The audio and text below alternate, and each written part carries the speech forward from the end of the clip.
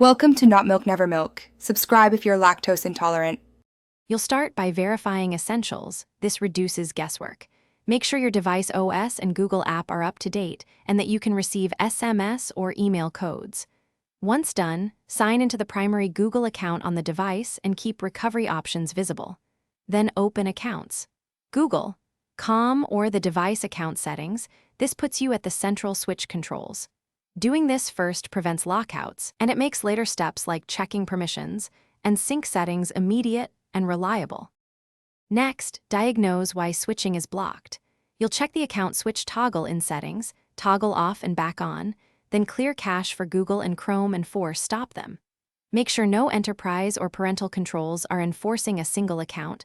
Remove conflicting OAuth apps or duplicate profiles that hijack switching. Update Google Play services and Android system WebView to avoid token errors. Once you've made changes, reboot the device to refresh credentials and session tokens before testing switching again.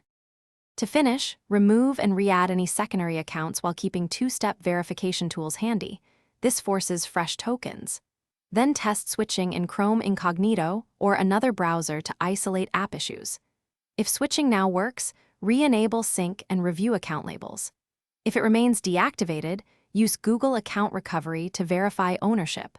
Only consider a factory reset if everything else fails, because it erases data. One tip: if tokens fail repeatedly, revoke app passwords and reissue. Thanks for watching. If this was helpful, leave a like and consider subscribing. See you next time.